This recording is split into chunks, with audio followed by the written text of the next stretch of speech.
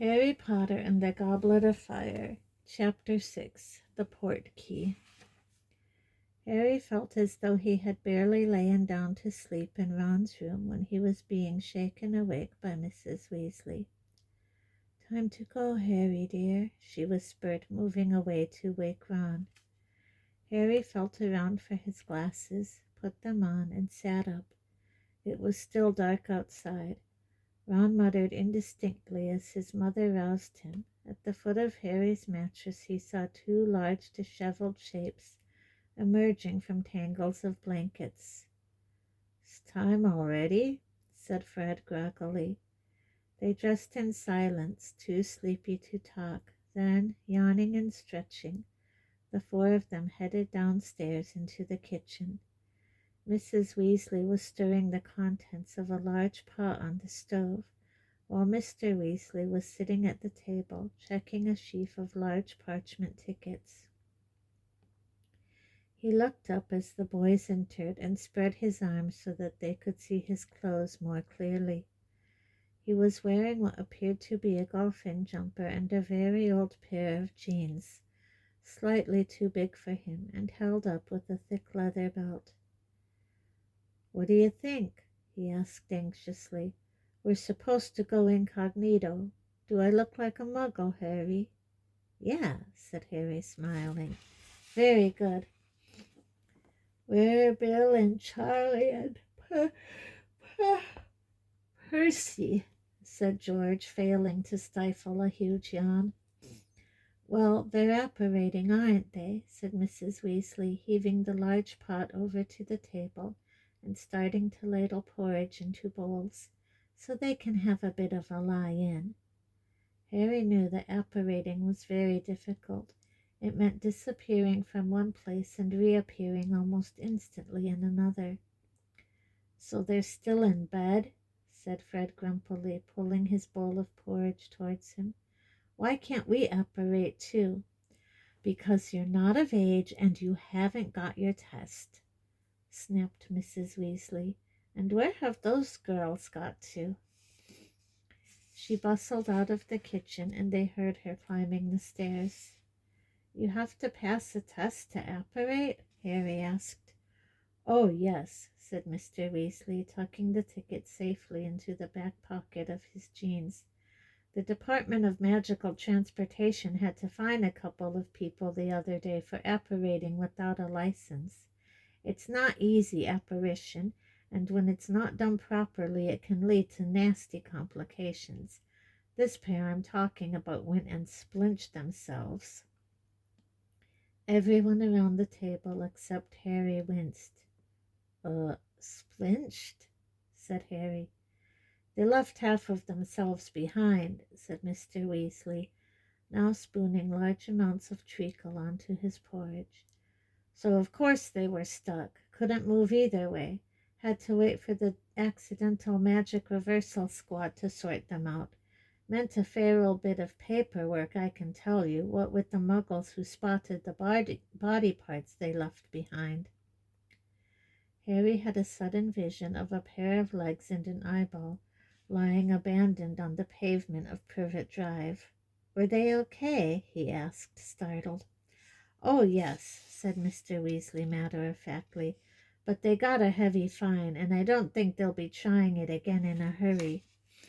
You don't mess around with apparition. There are plenty of adult wizards who don't bother with it. Prefer brooms, slower but safer." "But Bill and Charlie and Percy can all do it?" "Charlie had to take the test twice," said Fred, grinning. "He failed first time, apparated 5 miles south of where he meant to, right on top of some poor old dear doing her shopping, remember?" "Yes, well, he passed second time," said Mrs. Weasley, marching back into the kitchen amid hearty sniggers. "Percy only passed 2 weeks ago," said George.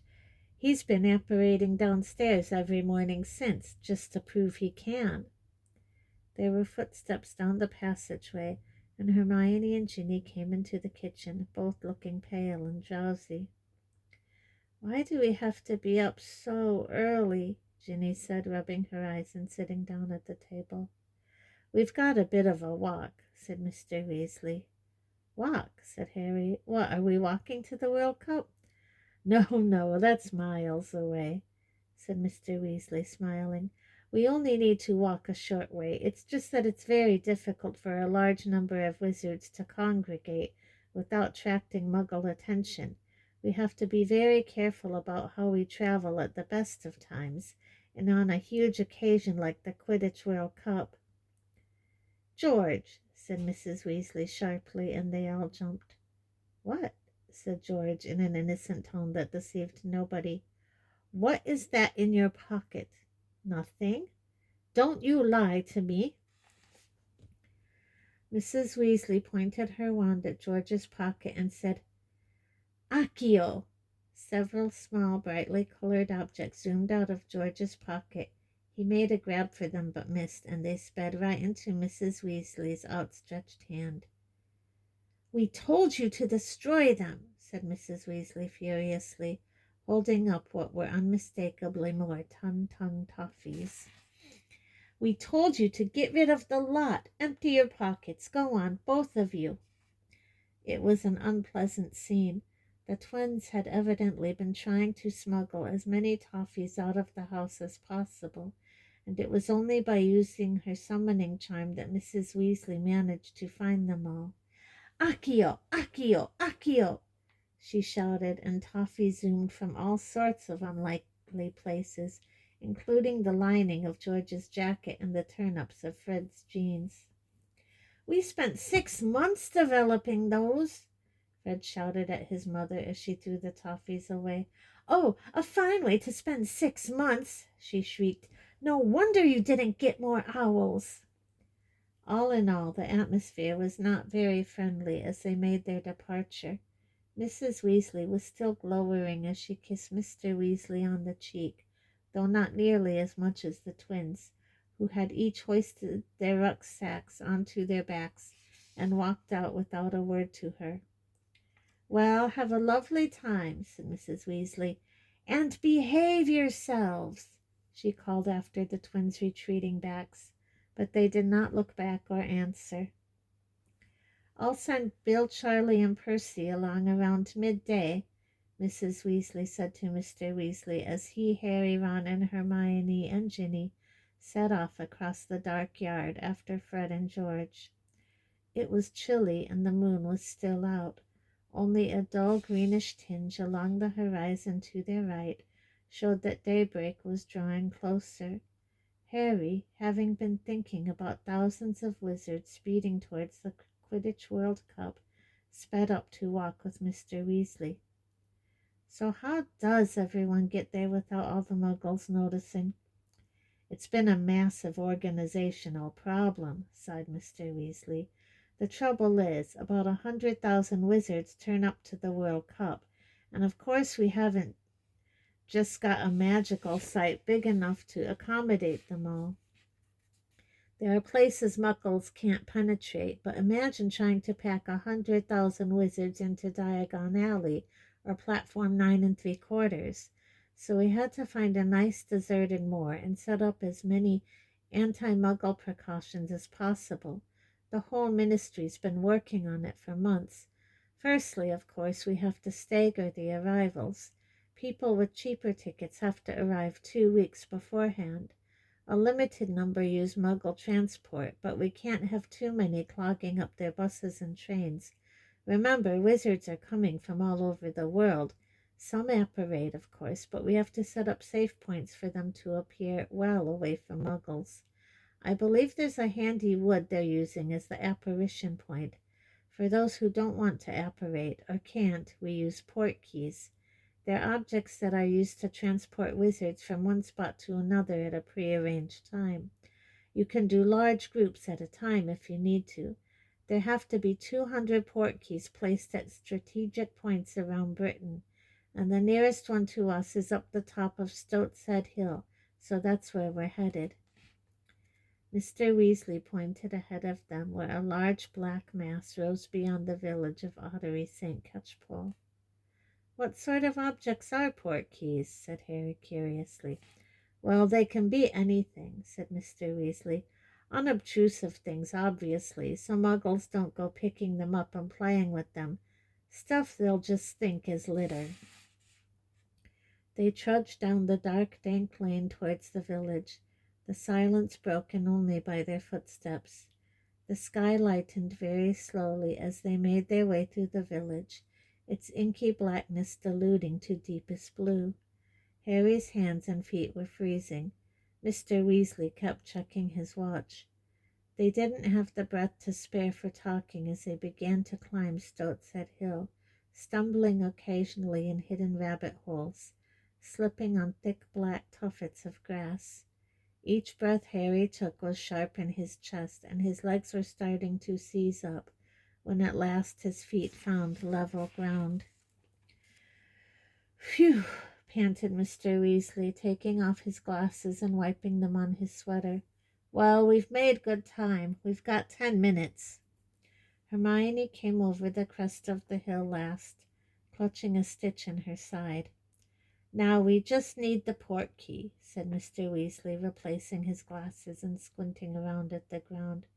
"It won't be big. Come on." They spread out, searching. They had only been at it for a couple of minutes, however, when a shout rent the still air. "Over here, Arthur! Over here, son! We've got it!" Two tall figures were silhouetted against the starry sky on the other side of the hilltop. "Amos," said Mr. Weasley, smiling, as he strode over to the man who had shouted. The rest of them followed. Mr. Weasley was shaking hands with a ruddy-faced wizard with a scrubby brown beard, who was holding a mouldy-looking old boot in his other hand. "This is Amos Diggory, everyone," said Mr. Weasley. "Works for the Department for the Regulation and Control of Magical Creatures, and I think you know his son Cedric?" Cedric Diggory was an extremely handsome boy of around 17. He was captain and seeker of the Hufflepuff House Quidditch team at Hogwarts. "Hi," said Cedric, looking around at them all. Everybody said hi back except Fred and George, who merely nodded. They had never quite forgiven Cedric for beating their team, Gryffindor, in the first Quidditch match of the previous year. "Long walk, Arthur?" Cedric's father asked. "Not too bad," said Mr. Weasley. "We live just on the other side of the village there. You?" "Had to get up at 2, didn't we, Ced? I tell you, I'll be glad when he's got his apparition test. Still, not complaining. Quidditch World Cup, wouldn't miss it for a sack full of galleons, and the tickets cost about that. Mind you, looks like I got off easy." Amos Diggory peered good-naturedly around at the 3 Weasley boys, Harry, Hermione, and Ginny. "All these yours, Arthur?" "Oh, no, only the redheads," said Mr. Weasley, pointing out his children. "This is Hermione, friend of Ron's, and Harry, another friend." "Merlin's beard," said Amos Diggory, his eyes widening. "Harry Potter." Yeah," said Harry. Harry was used to people looking curiously at him when they met him, used to the way their eyes moved at once to the lightning scar on his forehead, but it always made him feel uncomfortable. "Ced's talked about you, of course," said Amos Diggory. "Told us all about playing against you last year. I said to him, Ced, that'll be something to tell your grandchildren, that will. You beat Harry Potter." Harry couldn't think of any reply to this, so he remained silent. Fred and George were both scowling again. Cedric looked slightly embarrassed. "Harry fell off his broom, Dad," he muttered. "I told you it was an accident." "Yes, but you didn't fall off, did you?" roared Amos genially, slapping his son on the back. "Always modest, I said, always the gentleman. But the best man won. I'm sure Harry'd say the same, wouldn't you, eh?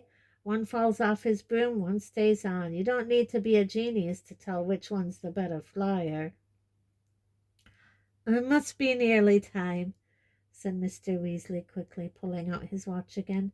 "Do you know whether we're waiting for any more, Amos?" "No, the Lovegoods have been there for a week already, and the Fawcett's couldn't get tickets," said Mr. Diggory. "There aren't any more of us in this area, are there?" Not that I know of, said Mr. Weasley. Yes, it's a minute off. We'd better get ready. He looked around at Harry and Hermione. You just need to touch the portkey, that's all. A finger will do. With difficulty, owing to the bulky backpacks, the 9 of them crowded around the old boot held out by Amos Diggory. They all stood there in a tight circle as a chill breeze swept over the hilltop. Nobody spoke. It suddenly occurred to Harry how odd this would look if a Muggle were to walk up here now. 9 people, 2 grown men clutching this manky old boot in the semi-darkness, waiting. 3, muttered Mr. Weasley, one eye still on his watch. 2, 1. It happened immediately. Harry felt as though a hook just behind his navel had been suddenly jerked irresistibly forwards. His feet had left the ground. He could feel Ron and Hermione on either side of him, their shoulders banging into his. They were all speeding forwards in a howl of wind and swirling color. His forefinger was stuck to the boot as though it was pulling him magnetically onwards, and then his feet slammed into the ground. Ron staggered into him and he fell over. The portkey hit the ground near his head with a heavy thud. Harry looked up. Mr. Weasley, Mr. Diggory, and Cedric were still standing, though looking very windswept. Everybody else was on the ground. 7 past 5 from Stoat's Head Hill, said a voice.